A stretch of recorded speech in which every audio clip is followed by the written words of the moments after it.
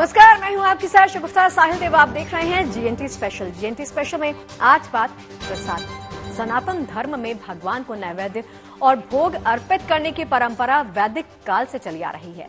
लाखों करोड़ों श्रद्धालु अपने आराध्य को अर्पित किए गए इस प्रसाद को बेहद श्रद्धा के साथ ग्रहण करते हैं।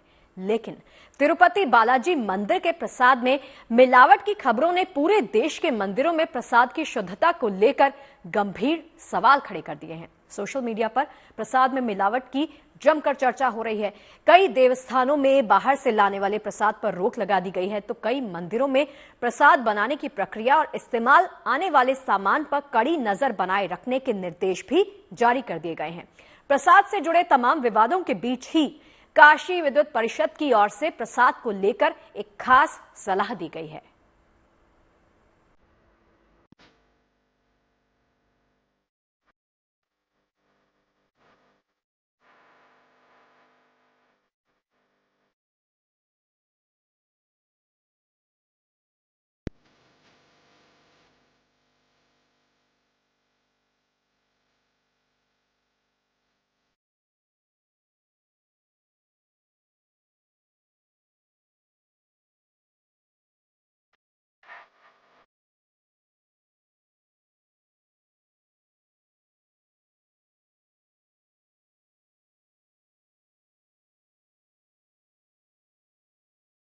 गीता में श्री कृष्ण कहते हैं, यानी जो कोई भक्त मेरे लिए प्रेम से पत्र, पुष्प, फल, जल आदि अर्पण करता है, उस पवित्र मन और भक्ति भाव से आप किसी मंदिर में जाते हैं और प्रसाद खाते हैं तो आप उसकी शुद्धता के बारे में सोचते होंगे। देश भर के लाखों हिंदू खुद से यही सवाल पूछ रहे हैं कि तिरुपति बालाजी मंदिर में हुई चौंकाने वाली घटना कैसे सामने आई। बालाजी मंदिर के लड्डू पर सवालिया निशान लगने के बाद देश भर के मंदिरों में चढ़ाए जाने वाले प्रसादों पर प्रश्न चिन्ह लग गया और सवाल उठ रहे हैं कि कहीं इन प्रसादों में भी तो मिलावट नहीं हो रही।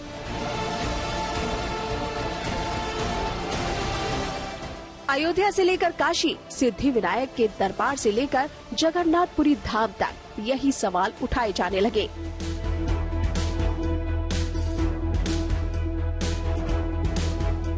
तिरुपति मंदिर की तरह ही जगन्नाथपुरी धाम के प्रसाद की चर्चा भी दुनिया भर में होती है। ओडिशा का जगन्नाथ मंदिर सनातन धर्म के 4 धामों में से एक माना जाता है।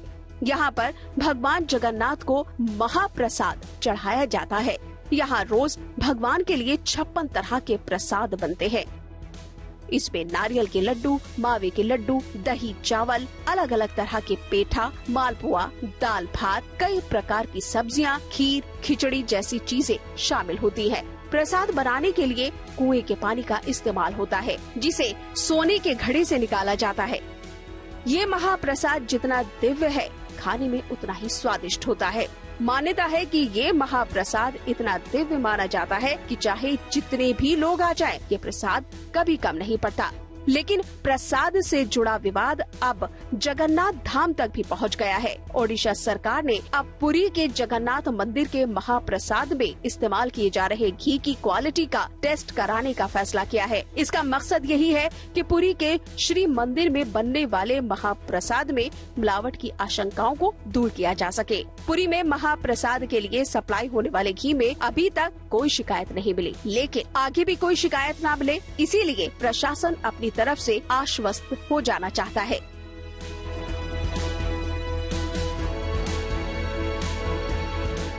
मुंबई के सिद्धि विनायक मंदिर में परिसर के भीतर ही भोग और भक्तों के लिए प्रसाद बनाए जाते हैं।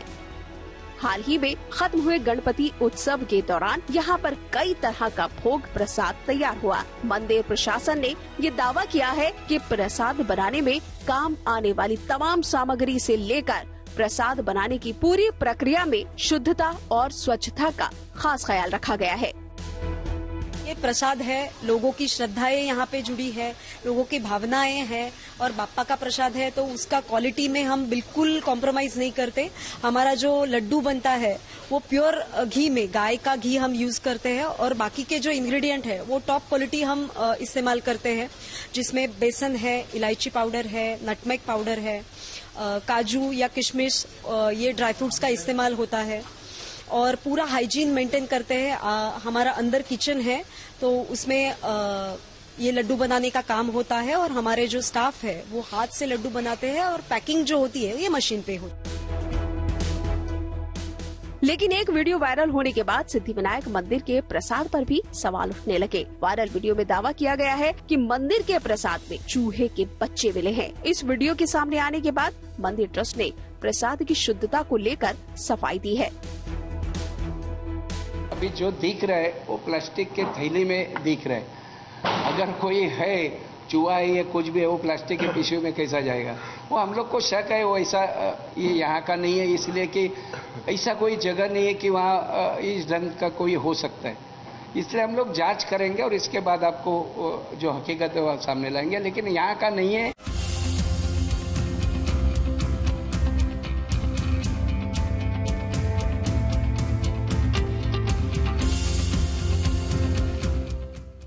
प्रसाद से जुड़ी चर्चा गुजरात के द्वारकाधीश मंदिर तक भी पहुंची। द्वारकाधीश मंदिर के पुजारी प्रसाद के शुद्ध और सात्विक होने का दावा करते हैं। भगवान का जो भी भोग लगता है, ये भोग का प्रसाद भगवान का भोग भंडार के अंदर में जो मंदिर के पुजारी है उनकी निगरानी में वो प्रसाद सिद्ध होता है। भोग भंडार में सिद्ध होने के बाद प्रभु को अर्पण होता है। प्रभु को अर्पण हो जाने के बाद वो भोग प्रसाद बनता है और आने वाले भक्तों को घर ले जाने के लिए ठाकुर जी का प्रसाद दिया है।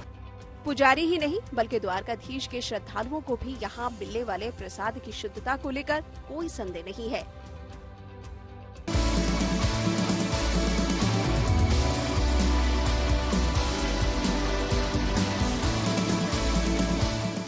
दक्षिण में तिरुपति से चला विवाद उत्तर में केदार घाटी तक भी पहुंचा। बाबा भोलेनाथ की नगरी केदारनाथ में भी प्रसाद की पवित्रता को लेकर सवाल उठ रहे हैं, क्योंकि केदारनाथ को चढ़ाए जाने वाला प्रसाद श्रद्धालु खरीद कर ले जाते हैं। ऐसे में मंदिर के पुरोहित चाहते हैं कि उत्तराखंड सरकार इस मुद्दे को गंभीरता से ले, ताकि बाबा को चढ़ाए जाने वाले प्रसाद की शुद्धता सुनिश्चित की जा सके। तिरुपति बालाजी में जो भगवान का जो भोग लगता था उसके साथ जो है प्रशासन के द्वारा, वहाँ के अस्तर कर्मचारी के द्वारा जो मिलावट कर दिया गया है वो सरासर सनातन धर्म के जो है विपरीत है। और मैं सरकार से हमें ये भी संदेह हो रहा है कहीं ये व्यवस्था केदारनाथ में भी न हो जाए, क्योंकि जो प्रसाद बनता है वो प्रसाद नीचे से बन के आता है। उन डिब्बियों में क्या है, उस प्रसाद में क्या मिला है, हमें इसमें संदेह है।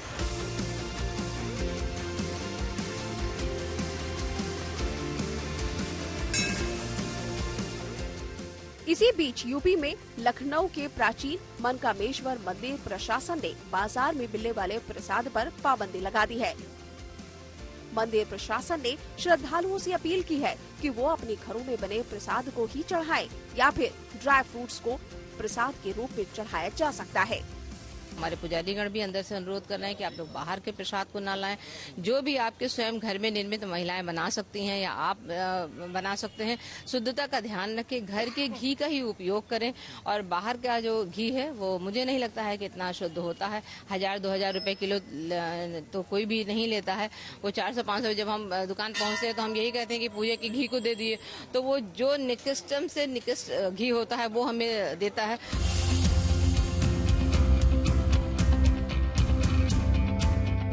वहीं मथुरा में दुकानों पर मिलने वाले प्रसाद की जांच शुरू कर दी गई है। ब्रज के प्रमुख मंदिर बांके बिहारी और श्री कृष्ण जन्म स्थान के आसपास बिकने वाले प्रसाद के नमूने ले लिए गए हैं और दुकानदारों को जागरूक भी किया जा रहा है। हमारे जो प्रसाद के रूप में आप चाहे पेड़ा कहें, चाहे लड्डू कहें, चाहे बर्फी कहें, इसके हम लोग निरंतर नमूने ले रहे हैं। जांचें चल रही हैं। हम लोग मौके पे जाते हैं। हमारे पास खास सचल प्रयोगशाला भी है, व्यापारियों को जागरूक करते हैं। वहाँ पे हम लोग नमूने लेते रहते हैं और हम लोगों ने वहाँ पे सर्वे में और लीगल तरीके से हर तरीके से नमूने भरे हैं।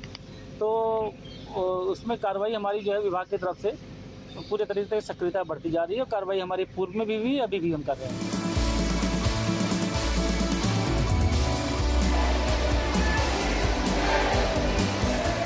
यही जागरूकता राजस्थान के मंदिरों में भी नजर आ रही है।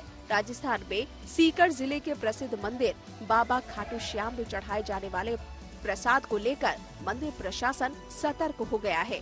हालांकि मंदिर कमेटी के पदाधिकारी ये दावा कर रहे हैं कि बाबा को लगने वाला भोग शुद्ध और सात्विक है और इसमें किसी भी तरह की कोई मिलावट की गुंजाइश ही नहीं है। पिछले 15-20 सालों से बाबा श्याम के दरबार में आ रहा हूँ। हर महीने यहाँ से प्रसादी लेके जाता हूँ जो बाबा का भोग होता है दिन का। हमारे को किसी भी तरह का कि यहाँ पे कोई भी अव्यवस्था या प्रसाद को लेके क्वालिटी में कोई दिक्कत परेशानी नहीं आई है। बात जब आस्था से जुड़ी हो तो फिर संदेह के लिए कोई गुंजाइश बाकी नहीं रह जाती। यही वजह है कि देश भर के देवो स्थान भगवान को चढ़ाए जाने वाले प्रसाद को लेकर बेहद जागरूक और सतर्क हो गए हैं। मुंबई से धर्मेंद्र दुबे और लखनऊ से समर्थ श्रीवास्तव के साथ bureau report, good news today. वैसे तो ज्यादातर मंदिरों में लड्डू, हलवा, खीर या मालपुआ जैसे भारतीय पकवानों का भोग लगाने की ही परंपरा है, लेकिन देश में कई मंदिर ऐसे भी हैं जहां अनोखा प्रसाद चढ़ाया जाता है। कहीं भगवान को बर्गर और नूडल्स का भोग लगता है, तो कहीं जैम और चॉकलेट भी भगवान को अर्पित किए जाते हैं। ऐसे में ये देखना दिलचस्प होगा कि ये मंदिर प्रसाद की शुद्धता और शुचिता बनाए रखने के लिए क्या कदम उठाते हैं। मांगल्य सप्तदेवा नमो नमः। शिवा शिव प्रियं च। नैवेद्य यानी वो खाद्य जो पूजा के समय देवी देवताओं के सामने प्रस्तुत किया जाता है। देवता को निवेदित करना ही नैवेद्य है। भगवान को अर्पित उसी नैवेद्य को प्रसाद कहते हैं। जैसा कि विदित है कि सनातन धर्म में 16 माने 16 प्रकार से भगवान की पूजा की जाती है।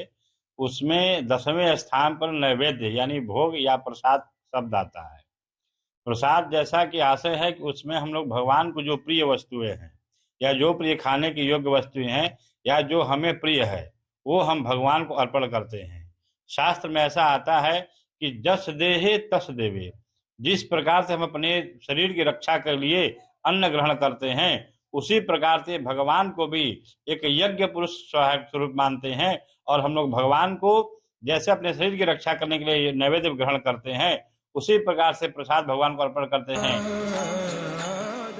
हिंदू धर्म में मंदिर में या फिर देवी देवताओं की मूर्ति के समक्ष प्रसाद अर्पित करने की परंपरा है। यज्ञ, हवन, पूजा और अन्न ग्रहण करने से पहले भगवान को नैवेद्य और भोग अर्पित करने की ये परंपरा वैदिक काल से ही रही है। लेकिन इस परंपरा के निर्वहन में शुद्धता और शुचिता का ख्याल रखना अनिवार्य माना गया है। भगवान का भोग बनाने से पहले रसोई और घर की साफ सफाई करने की सलाह दी जाती है। घर की रसोई हो या मंदिर का भंडारा, हर जगह भोग प्रसाद को बनाने के लिए शुद्ध और सात्विक सामग्री के इस्तेमाल का ही नियम बताया गया है। हमारे शास्त्र में आता है कि जैसा अन्न खाएंगे वैसा हमारा मन होगा। इसलिए हम लोग कहते हैं कि अगर भगवान को हम लोग शुद्ध पवित्र चीज अर्पण करेंगे और वही प्रसाद रूप में जब हम ग्रहण करेंगे तो जिस प्रकार का अन्न भगवान को शुद्ध रूप से करेंगे तो उसी प्रकार से मेरा मन भी शुद्ध होगा और हम लोग विकसित देश के विषय में सोचेंगे और हमेशा प्रयत्नशील रहेंगे कि हमारा राष्ट्र, हमारा देश, हमारा समाज कैसे शुद्ध रहे।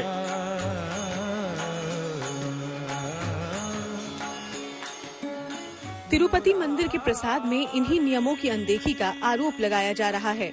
विवाद गहराने के बाद से देश भर में सनातन धर्म से जुड़े पुरोहितों और विद्वानों की नजर इस मुद्दे पर है।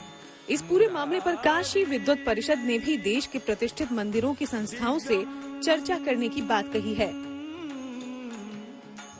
ताकि सभी मिलकर प्रसाद में मिलावट की खबरों पर रोक लगाने के लिए जरूरी कदम उठा सकें।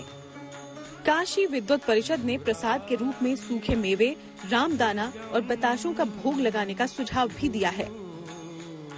हमारे भारत में जितने भी देवालय हैं उन सभी देवालयों में काशी विद्वत परिषद ने एक विचार विमर्श करके सभी पूज्य संतों के द्वारा, धर्माचार्यों के माध्यम से एक व्यवस्था लागू करने का एक निर्णय लिया गया है कि शुचिता और पवित्रता पूर्ण जो भी खाद्य वस्तु हो उसी का भोग राग में प्रयोग किया जाए। या तो शुष्क मेवादी है, रामदाना है, बताशा है, इस तरह की सामग्री जिसमें घाल मेल करने की कम संभावना हो, तो उन्हीं पवित्र वस्तुओं का भोग राग की सामग्री में प्रयोग किया जाए। जो लोग लड्डू, पेड़ा इत्यादि सामग्रियों का उपयोग करना चाहते हैं वो देवालय, अगर आर्थिक आमदनी पर्याप्त मात्रा में है तो गौशाला का निर्माण करें और पर्याप्त मात्रा में गौ माताओं का सेवन करें। गौ माताओं के संरक्षण के बाद उसके दुग्ध से निर्मित जो सामग्री तैयार हो उससे भोग राग की व्यवस्था की जाए, जिससे शुचिता बनी रहेगी। एक ही व्यक्ति को सारा टेंडर दे देना, सारा ठेका दे देना, उससे क्या हो रहा है कि वो उसकी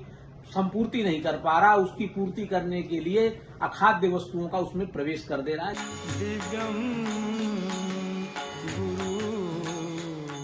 ये सुझाव उन सभी देवस्थानों के लिए है जहां प्रसाद के रूप में हलवा, पूरी, खीर, मिठाई ऐसी परंपरागत खाद्य सामग्री का भोग लगाया जाता है। लेकिन भारत में कुछ मंदिर ऐसे भी हैं जहां भगवान को अनोखे तरह के प्रसाद का भोग लगाया जाता है।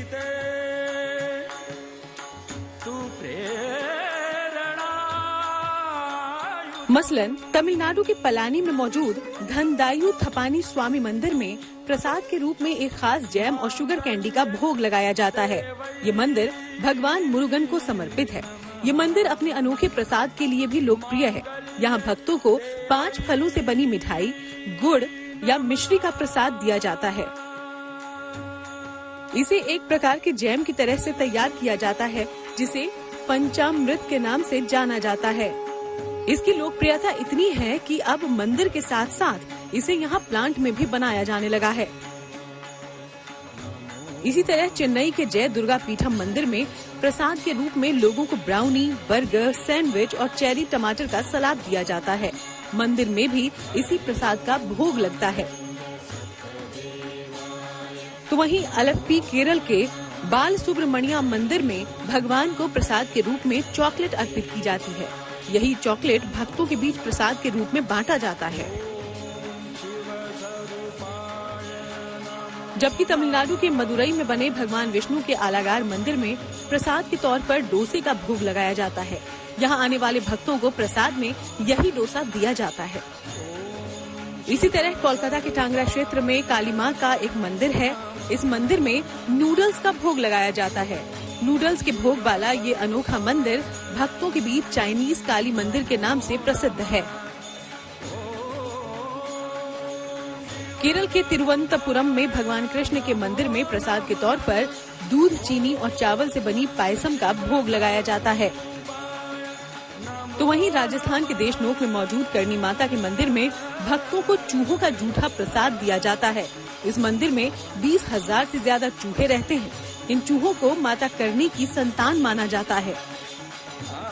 ऐसे में ये देखना भी दिलचस्प होगा कि भक्तों की आस्था और काशी विद्वत परिषद के तमाम सुझाव उन मंदिरों पर कैसे लागू किए जाएंगे जहां परंपरागत पकवानों की जगह अजब गजब और अनोखे प्रसाद का भोग लगाया जाता है। चंदौली से उदय गुप्ता के साथ bureau report, good news today. तो चलिए हमारी आज की इस जीएनटी स्पेशल की खास पेशकश में फिलहाल के लिए इतना ही। देश और दुनिया की तमाम अच्छी खबरें लगातार जारी हैं। देखते रहिए जीएनटी। नमस्कार।